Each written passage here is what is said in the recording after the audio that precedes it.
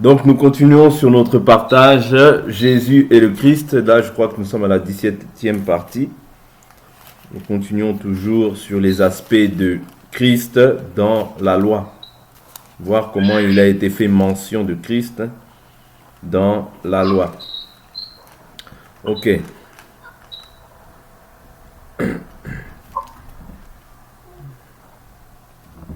Donc, allons rapidement prendre les Écritures.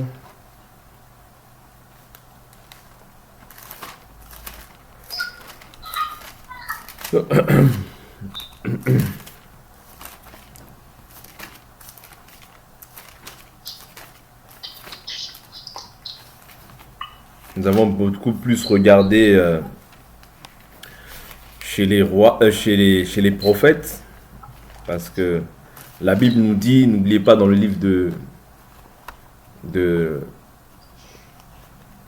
dans le livre de Pierre, que les prophètes, voilà, dans le livre de 1 Pierre chapitre 1, la Bible nous dit les prophètes qui ont prophétisé au sujet de la grâce qui vous était destinée ont fait de ce salut l'objet de leur recherche et de leur investigation. Ils se sont appliqués à découvrir à quelle époque et à quelles circonstances se rapportaient les indications de l'Esprit de Christ qui était en eux et qui d'avance attestait les souffrances de Christ et la gloire qui s'en suivrait. Il leur fut révélé que ce n'était pas pour eux-mêmes, mais pour vous qu'ils étaient ministres de ces choses. Donc les prophètes de l'Ancienne Alliance, ils faisaient des recherches pour savoir à quelle époque et à quelles circonstances se rapportaient les indications de l'Esprit de Christ qui était en eux. Vous voyez ? C'est-à-dire, ils sondaient pour savoir à quelle époque ces choses-là allaient arriver. Vous voyez, les souffrances du Christ. Parce que les prophètes, je vous ai dit, quand j'ai commencé cet enseignement, je pense que j'ai parlé du fait qu'ils ont annoncé les souffrances du Christ, la venue du Messie et la gloire aussi qui s'en suivrait par la suite. Vous voyez, donc c'est ces choses-là qu'on avait vues et que nous allons continuer à essayer de sonder par la grâce du Seigneur. Donc, nous avions essayé commencé à étudier le livre d'Ésaïe. Le livre d'Ésaïe. Si je me souviens bien.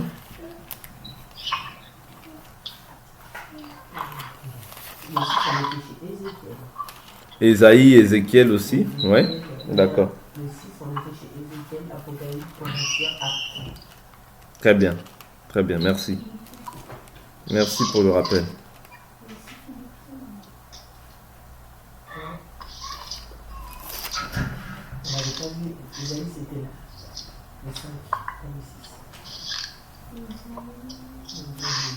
Je vais prendre encore d'autres prophéties qui ça.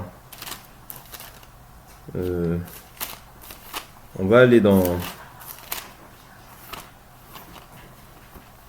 Ésaïe. Je crois que j'avais pas fini les prophéties d'Ésaïe. Je n'ai pas fini les prophéties d'Ésaïe, donc je veux prendre toujours Ésaïe, ça va m'aider. Ésaïe, chapitre, par des hommes. Bon, nous allons prendre une écriture. Nous allons prendre une écriture. Ésaïe, chapitre 28. Je prends juste une écriture et voir aussi son accomplissement. Ésaïe 28, verset 11. Eh bien, c'est par des hommes aux lèvres balbutiantes d'un autre langage que l'Éternel parlera à ce peuple. Vous voyez ? C'est par des hommes aux lèvres balbutiantes et d'un autre langage que l'Éternel parlera à ce peuple. Donc, je vais prendre l'accomplissement de cette écriture. L'accomplissement de cette écriture, je suis dans le livre de 1 Corinthiens. 1 Corinthiens chapitre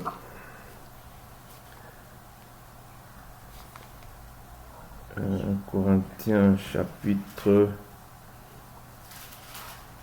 voilà, 1 Corinthiens chapitre 14, je prends le verset 18. Je rends grâce à Dieu de ce que je parle en langue plus que vous tous. Mais dans l'Église, je préfère dire 5 paroles avec mon intelligence afin d'instruire les autres, plutôt que 10 000 paroles en langue. Frères, ne soyez pas des enfants au point de vue du jugement, mais pour le mal, soyez de petits enfants. Et pour le jugement, soyez des hommes faits. Il est écrit dans la loi, c'est par des hommes d'une autre langue et par des lèvres d'étrangers que je parlerai à ce peuple. Et ils ne m'écouteront pas même ainsi, dit le Seigneur. Par conséquent, les langues sont un signe, non pour les croyants, mais pour les non-croyants. Vous voyez? La prophétie, au contraire, est un signe, non pour les non-croyants, mais pour les croyants. Okay? Si donc l'Église entière se rassemble, que tous parlent en langue, et qu'ils surviennent de simples auditeurs, des non-croyants, ne diront-ils pas que vous êtes fous? Mais si tous prophétisent, et qu'il survienne quelques non-croyants, ou un simple auditeur, il est convaincu par tous, il est jugé par tous. Les secrets de son cœur sont dévoilés, alors tombant la face sur la face, il adorera Dieu et publiera que Dieu est réellement au milieu de vous. C'est-à-dire, les langues, la Bible nous dit que sont un signe non pour les croyants, mais pour les non-croyants. Pourquoi? On a vu l'accomplissement de cette écriture dans le livre de Actes des Apôtres au chapitre 2. Actes des Apôtres chapitre 2, qu'est-ce qui s'est passé? C'est-à-dire les langues, vous voyez, des langues, il y avait ce qu'on appelle les langues des hommes. Ok? Les langues des hommes. C'est-à-dire, les gens ont parlé en langue, ok? Mais quand ils parlaient en langue, c'est-à-dire, ils arrivent dans un endroit, par exemple, tout le monde, ouais, on va prendre l'écriture. Acte chapitre 2, le verset, je prends le verset 2, acte 2, 2. Tout à coup, il vint du ciel un bruit, comme celui d'un souffle violent, qui remplit toute la maison où ils étaient assis. Des langues qui semblaient de feu, qui se séparaient les unes des autres, leur apparurent. Elles se posèrent sur chacun d'eux. Ils furent tous remplis d'Esprit Saint et se mirent à parler en d'autres langues. Vous voyez? Ici, ce sont les langues, non pas des anges, mais les langues des hommes. C'est-à-dire, les langues des hommes, j'arrive par exemple en Chine, je ne sais pas parler le chinois, Dieu saisit mon esprit et il permet que je parle en chinois. C'est-à-dire, moi-même, je ne comprends pas ce que je dis, ok? Mais les Chinois me comprennent parce que quand je parle en chinois. Comprenez? C'est ça qu'il est écrit. Là, c'était des langues des hommes. Parce que les langues des anges, ça existe aussi. Ça, on appelle ça le parler en langue. C'est une édification, mais une édification personnelle. Mais qui peut trouver aussi son interprétation.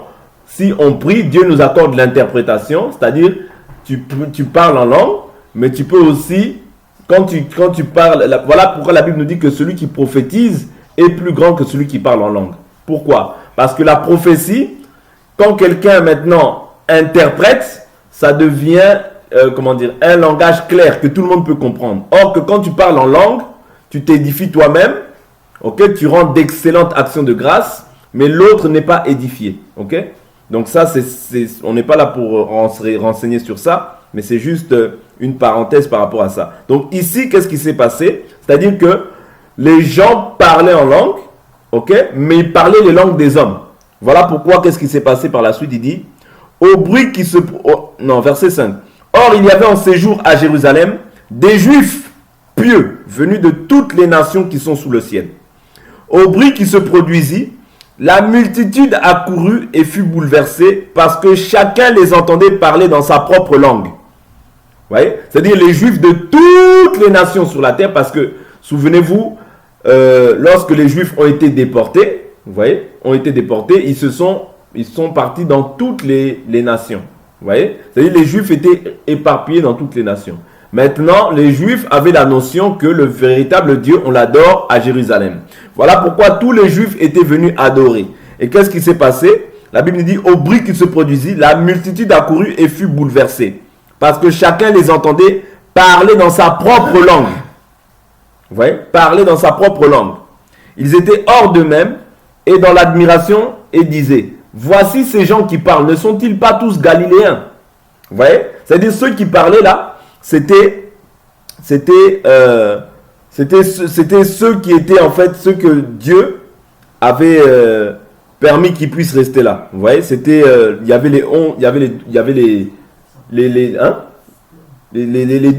12 et ils étaient dans la chambre haute, ils étaient je crois 120 en tout. Vous voyez? Donc, il y avait que eux qui parlaient en langue. Maintenant quand ils les entendaient, la Bible nous dit quoi? Voici ces gens qui parlent, ne sont-ils pas tous galiléens? Comment les entendons-nous chacun dans notre propre langue maternelle?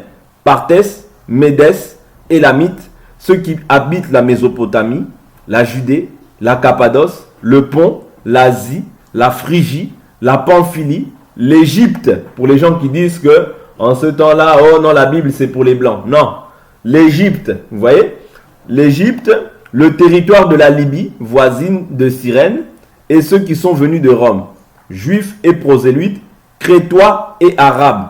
Nous les entendons parler dans nos langues des merveilles de Dieu. Vous voyez? Dans nos langues des merveilles de Dieu. C'est-à-dire qu'ils parlaient en langue, mais en réalité, ils parlaient des langues des hommes. C'est-à-dire l'autre, il pouvait peut-être parler, bon, à cette époque-là, peut-être il n'y avait pas le pays, la Chine, mais il pouvait peut-être parler l'égyptien. L'autre, il pouvait peut-être parler arabe. Vous voyez? Il disait peut-être des merveilles de Dieu en arabe. C'est comme si, par exemple, l'autre peut-être qui vient, il entend parler, par exemple, mais il voit que lui, normalement, comment il est là, c'est un juif. Il ne peut pas parler ma langue. Vous voyez? Mais il entend parler dans sa langue des merveilles de Dieu. Vous voyez? C'est ça. Donc, quand il y a eu ça, c'était ce qu'on appelle les langues des hommes.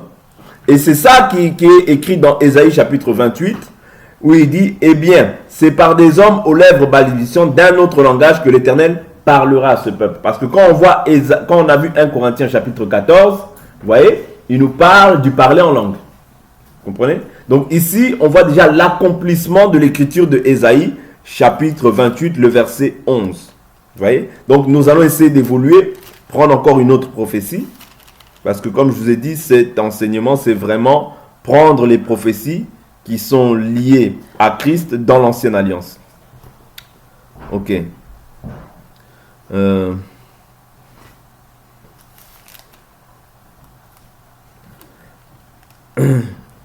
sanctifierons le sein de Jacob, nous le Dieu d'Israël, ceux dont l'esprit s'égaré acquerront l'intelligence.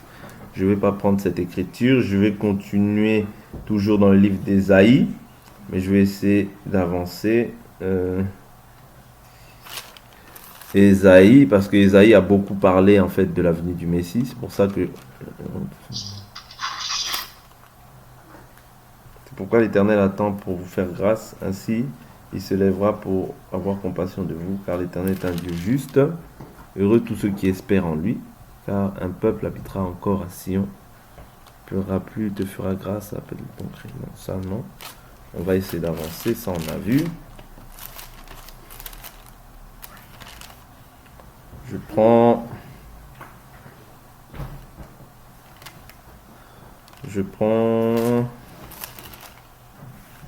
ça on l'a vu déjà, cette profession on l'a vu, je dis l'Éternel, ça on l'a vu.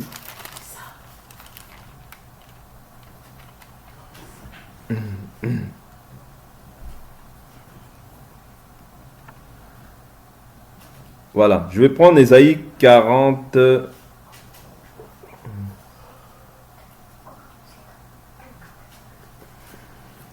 J'ai effacé tes crimes comme un nuage, tes péchés comme une nuée, je t'ai racheté. Bon, je vais prendre Ésaïe 44.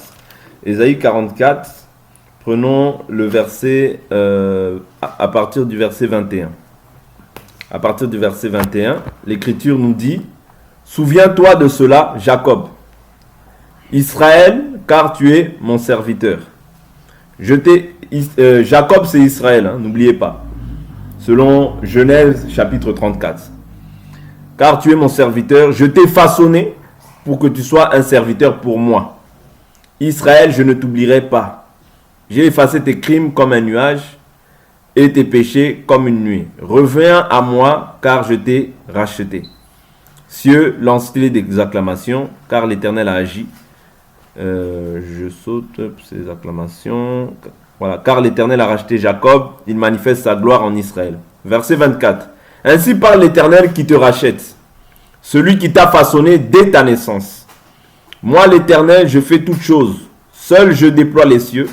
De moi-même j'étends la terre. Il anéantit les signes mensongers et il affole les devins. Il fait reculer les sages et il tourne la science en déraison.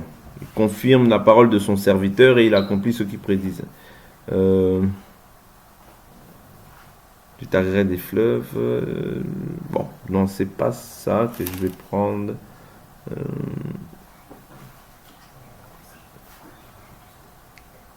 Excusez-moi.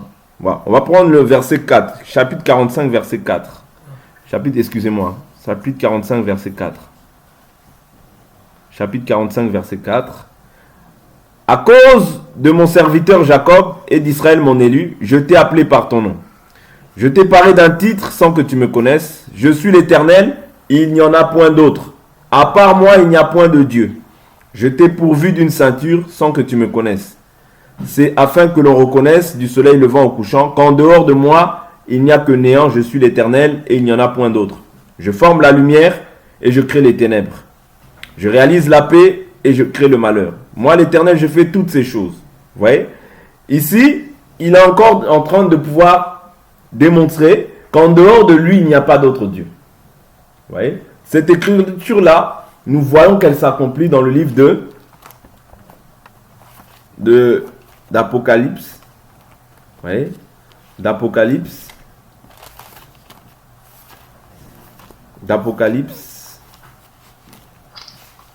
chapitre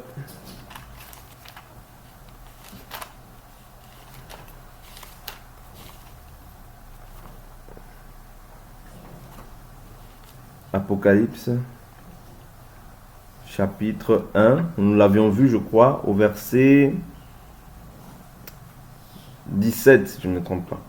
Quand je le vis, je tombais à ses pieds comme mort. Il posa sur moi sa main droite en disant, sois sans crainte, moi je suis le premier et le dernier. Le vivant, j'étais mort et me voici vivant au siècle des siècles. Je tiens les clés de la mort et du séjour des morts.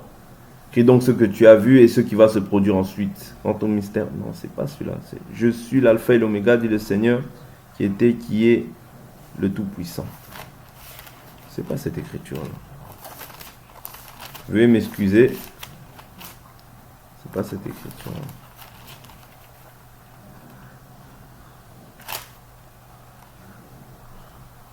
Celui qui est un juge, je suis l'alpha et l'oméga, le premier. Voilà. Apocalypse 22, 13. Bon, il dit la même chose que Apocalypse 21, mais c'est à peu près pareil.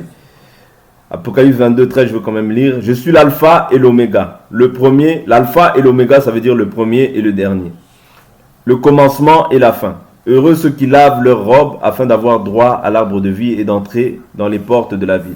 Donc, en gros, si on comprend, c'est qu'il n'y a pas d'autre Dieu en dehors de l'Éternel. Ouais. En dehors de Christ, il n'y a pas d'autre Dieu. Ouais. Il n'y a pas d'autre sauveur. Et la Bible nous dit au verset 14, à la fin du verset 14, il dit, c'est chez toi seulement qu'est Dieu, et il n'y en a point d'autre. Vous voyez? Parce que toutes les nations avaient la connaissance, comme je vous ai dit dernièrement, qu'il n'y avait qu'un seul Dieu, c'est le Dieu d'Israël. En dehors du Dieu d'Israël, il n'y avait pas d'autre Dieu. Michée chapitre 4, verset 5, toutes les nations marchaient avec leur Dieu, mais l'Éternel Dieu marchait avec son peuple Israël. Vous voyez? C'est-à-dire, en dehors du Dieu d'Israël, il n'y avait pas d'autre Dieu. Toutes les nations adoraient les démons. Vous voyez? Sauf ceux qui étaient ce qu'on appelle des prosélytes. Ce qu'on appelle des prosélytes. Un prosélyte, c'est un nouvel adhérent à une foi. C'est-à-dire ceux qui se convertissaient au judaïsme, eux, maintenant, étaient en relation avec le véritable Dieu. Mais en dehors du Dieu d'Israël, il n'y avait pas d'autre Dieu. Comme je vous ai dit, au jour d'aujourd'hui, c'est la même chose.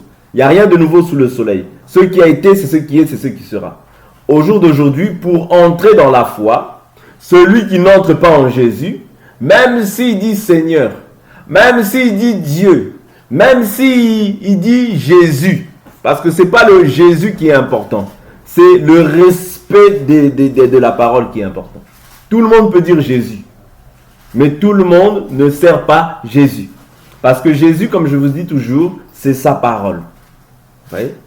Donc ne soyons pas séduits quand on entend Seigneur ou quand quelqu'un dit Jésus. Non. Jésus, c'est, je vous dis toujours, son nom, la Bible nous dit dans le livre de Apocalypse chapitre 17, son nom est la parole de Dieu. Je prends cette écriture, ça va nous aider. Apocalypse chapitre 19, verset 13. La Bible nous dit, même verset 12, ses yeux sont une flamme de feu. Sur sa tête se trouvent plusieurs diadèmes. Il porte un nom écrit que nul ne connaît sinon lui. Il est vêtu d'un manteau trempé de sang. Son nom est la parole de Dieu. Ouais. Le nom de Dieu, c'est la parole de Dieu. Son nom est la parole de Dieu. Et Dieu nous a révélé son nom parce qu'il a dit, je leur ai révélé ton nom, ce nom que tu m'as donné. Or, le nom que Dieu a donné à Christ, c'est Jésus. Vous voyez? Jésus-Christ, c'est ça le nom de Dieu. Vous voyez? La parole de Dieu, c'est ça le nom de Dieu. Voilà pourquoi la Bible nous dit, au commencement était la parole était avec Dieu, la parole était Dieu. Dieu, c'est sa parole. Vous comprenez? Dieu, c'est sa parole. Or, la parole a été faite chair. Elle a pris un corps et elle a habité parmi nous pleine de grâce et de vérité. Et nous avons contemplé sa gloire comme celle du Fils unique venu du Père. C'est-à-dire la gloire de Dieu, nous la contemplons au travers du Fils. En dehors du Fils, Dieu n'existe pas. Voilà pourquoi je vous dis toujours que notre doctrine, c'est la doctrine du Père et du Fils. Si on dit le Père n'est pas sans le Fils. Le Fils n'est pas sans le Père.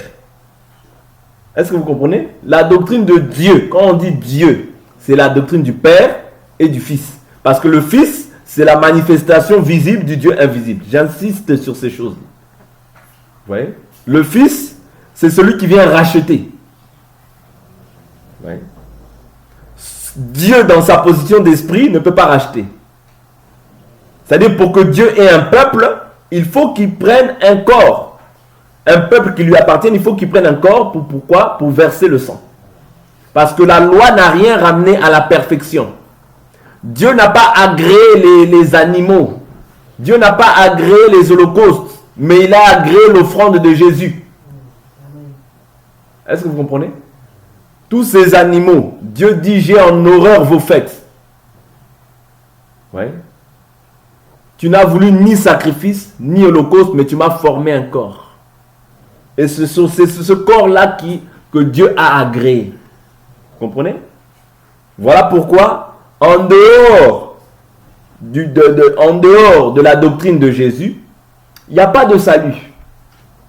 Il n'y a pas de salut en dehors de cette doctrine. Parce qu'il n'y a qu'une seule doctrine. Il n'y a qu'une seule foi. Il n'y a pas deux fois. Oh non, peut-être que non, ça n'existe pas. Il y a que, la Bible nous dit, il y a un seul baptême, une seule foi, un seul Dieu, Père de tous, au-dessus de tous, parmi tous et en tous.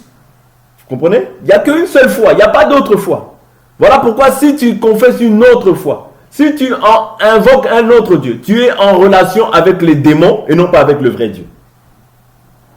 Ne va jamais croire que chez les musulmans, il y a Dieu. C'est faux, archi faux. Ne va jamais croire que chez les pentecôtistes, il y a Dieu. C'est faux, archi faux. La doctrine, quand elle n'est pas respectée, Dieu n'est pas là. Ce n'est pas moi qui le dis. Je vais voir Moïse vite fait. Allons voir Moïse. Moïse, quand il a construit, j'insiste toujours sur ces choses-là. Moïse, quand Dieu lui a demandé de construire, il a dit, construis selon le modèle que tu as vu sur la montagne. Pourtant, Moïse était intelligent. Parce que les gens aujourd'hui sont tellement intelligents qu'ils veulent contredire Dieu. Les gens aujourd'hui sont sages à la manière des hommes, mais ils veulent contredire Dieu. Oh non, on fait comme ça. Si on fait comme ça fait quoi? Dieu n'est pas là. Quand tu ramènes tes pensées, Dieu n'est plus là. Voilà pourquoi, si nous disons que nous sommes de Dieu, la Bible nous dit, Jésus dira quoi? Dans Luc chapitre 6, Jésus dit, pourquoi m'appelez-vous Seigneur, Seigneur, et ne faites-vous pas ce que je vous commande?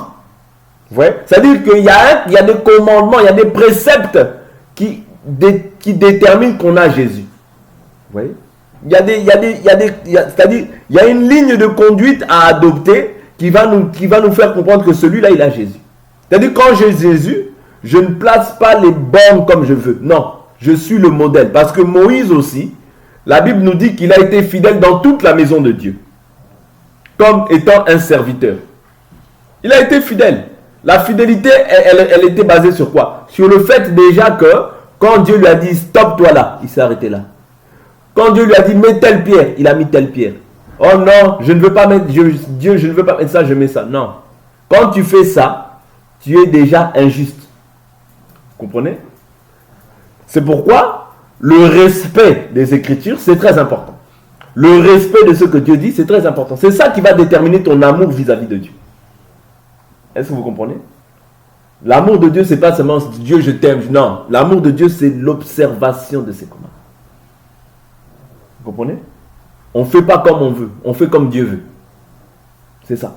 Vous comprenez? C'est ça Christ, c'est ça notre Dieu. Parce que Dieu, c'est sa parole. N'oubliez jamais ça. Dieu, c'est sa parole. Son nom est la parole de Dieu. Voilà pourquoi quand je vois quelque chose dans la parole qui contredit mon attitude, je dois me conformer à cette parole si je veux avoir l'approbation de Dieu. Parce qu'auquel cas, je ne peux, même si je dis j'aime Dieu, j'honore Dieu des lèvres, mais mon cœur est éloigné de lui. Ouais, c'est ça qu'on beaucoup font aujourd'hui. C'est-à-dire, on honore Dieu, Dieu je t'aime, Dieu je t'adore, mais notre cœur est éloigné de lui. Pourquoi? Parce que nous ne faisons pas ce qu'il nous commande. Or, Jésus dit, pourquoi m'appelez-vous Seigneur, Seigneur, et ne faites-vous pas ce que je vous commande? Oui. Le Christ, c'est sa parole. Voilà pourquoi nous devons nous efforcer à demeurer dans ce qui est écrit. C'est très important. Oui. L'écriture, c'est ça Dieu. Ça ne va pas changer jusqu'au retour de Jésus. Oui. Même quand il ira en Israël, ce sera toujours la même parole qui va être prêchée en Israël. Oui. Donc il n'y a pas d'autre salut. La Bible nous dit, le salut a été annoncé une seule fois à tous les saints. Oui. La foi a été transmise, pardonnez-moi, pas le salut mais la foi. La foi a été transmise une seule fois à tous les saints. Jude chapitre 1 verset 3. Oui. La foi, il n'y aura pas une deuxième fois. Une deuxième fois qu'on pourra confesser comme beaucoup de gens le croient. Non, il n'y aura pas une deuxième fois. Il n'y aura pas un troisième temple. Non. Ouais, il n'y a qu'une seule fois qui nous a été annoncée et dans lequel nous devons nous efforcer à demeurer et à observer pour la gloire de Dieu. Je vais prendre une dernière écriture. Agé, je vais prendre Agé, chapitre 2.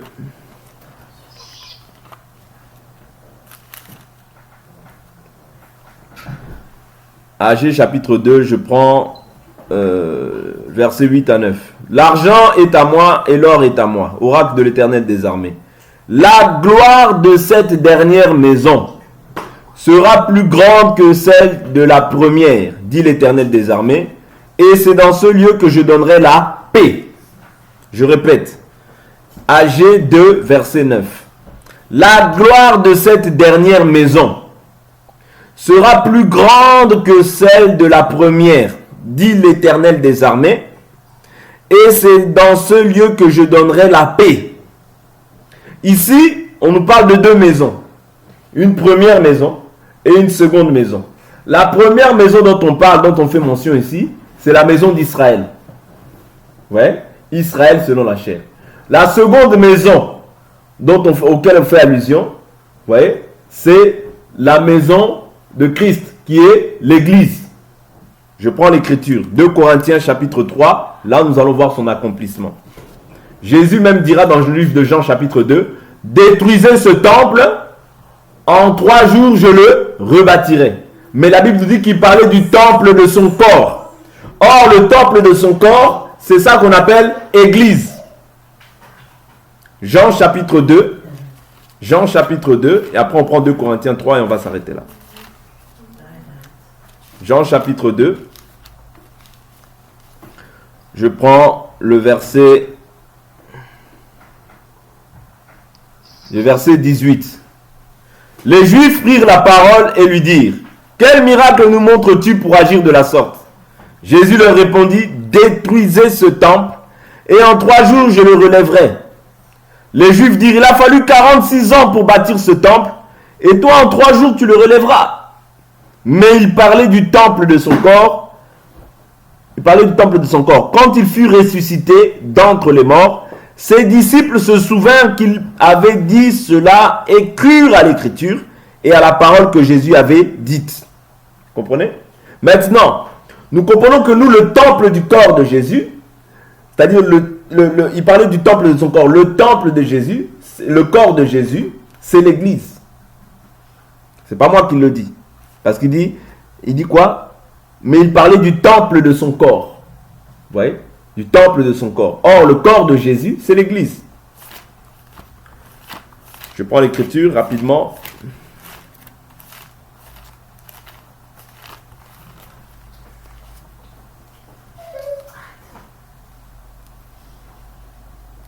Je prends l'écriture dans le livre de...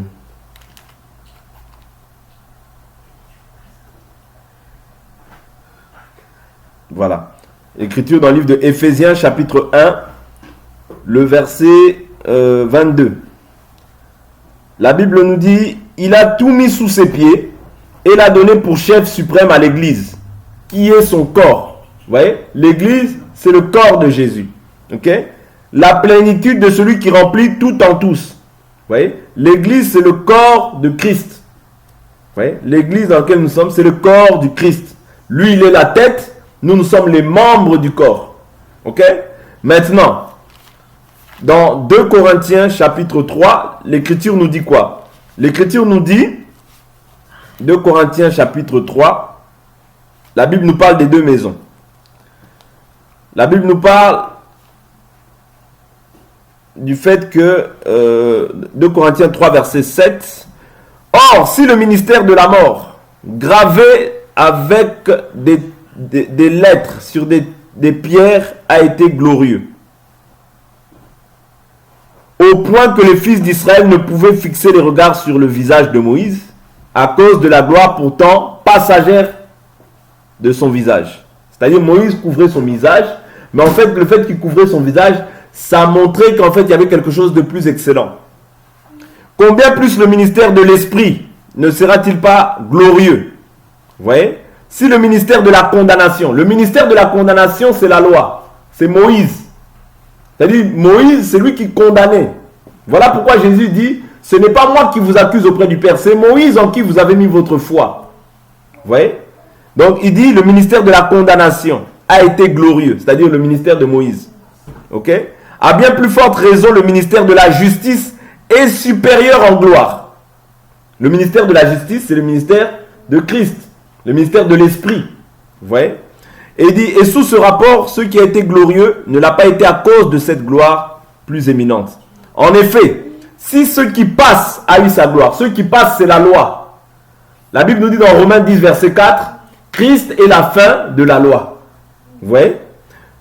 En effet, si ce qui passe a eu sa gloire, à bien plus forte raison, ce qui demeure est glorieux. Qu'est-ce qui demeure? C'est le ministère de la justice, le ministère de l'Esprit. Vous voyez? Il dit: ayant donc une telle espérance, nous usons d'une grande liberté. Nous ne faisons pas comme Moïse, qui mettait un voile sur son visage, pour que les fils d'Israël ne fixent pas les regards sur la fin de ceux qui étaient passagers. Vous voyez, ceux qui étaient passagers, c'était la loi, je répète. Mais la Bible nous dit: mais ils se sont endurcis dans leurs pensées, car jusqu'à ce jour, quand ils font la lecture de l'Ancien Testament, le même voile demeure. Pourquoi le voile demeure? Parce que le voile est ôté qu'en Christ. Moïse était voilé pour que eux-mêmes, c'est-à-dire les Écritures, soient voilées. Ok? Mais le voile est ôté quand on se tourne vers le Seigneur. Or, la Bible nous dit: le Seigneur, c'est l'Esprit. Et là où est l'Esprit du Seigneur, là est la liberté. Vous voyez?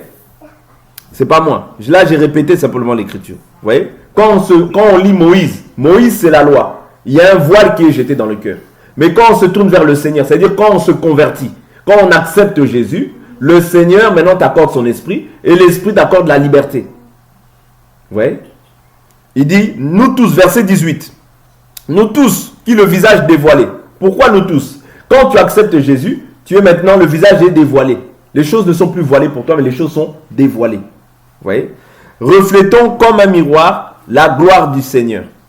Nous sommes transformés en la même image, de gloire en gloire, comme par le Seigneur l'Esprit. C'est-à-dire, toi qui as accepté le Seigneur Jésus-Christ, vous voyez, tu es transformé en la même image. C'est-à-dire, à force, tu écoutes la parole, tu es transformé dans ton homme intérieur, de gloire en gloire, comme par le Seigneur l'Esprit. C'est-à-dire, par le Seigneur fait le travail dans ton cœur par le Saint-Esprit. Ouais. Par le Saint-Esprit, mais aussi par la parole. Parce que la Bible nous dit, sanctifie-les par la vérité. Ta parole est la vérité. Ouais. Donc, plus nous écoutons cette parole, plus nous sommes transformés dans nos vies. Cette parole a la capacité de pouvoir nous transformer. Transformer non simplement nos sentiments, renouveler nos pensées et nous permettre de pouvoir être comme le Seigneur. C'est ça le rôle de la parole. Comme je vous ai dit hier, le rôle de la parole, c'est afin qu'il n'y ait plus rien du diable en toi. C'est-à-dire que le caractère de Christ soit formé en toi. Et que l'ancienne nature, les vices anciens, les mauvais penchants, les mauvaises manières de vivre soient ôtés. Vous voyez? Donc la seconde maison ici, c'est la maison de Christ. La première maison, c'est la maison de Moïse, la loi. Vous comprenez? Or, la gloire de l'esprit est beaucoup plus grande que celle de la loi. C'est ça qu'il faut comprendre. Donc cette écriture-là, elle s'accomplit aussi en Christ. Vous voyez? Parce que c'est Christ qui est venu inaugurer cette maison-là. Personne d'autre. C'est Christ qui a inauguré cette maison-là. Vous voyez? À la croix, vous voyez? À la croix, il nous a enfantés. À la croix, il a enfanté l'Église. Vous voyez? De la même manière que quand une femme accouche, qu'est-ce qui sort? L'eau et le sang. Quand Jésus, on l'a percé, l'eau et le sang est sorti. Vous voyez? À la croix, nous sommes nés à la croix. Vous voyez? Mais ça s'est matérialisé au jour de la Pentecôte. À la Pentecôte, quand l'Esprit est descendu, c'est alors que maintenant l'Église a commencé. Vous voyez? Donc voilà, on va s'arrêter là pour aujourd'hui par rapport à ça.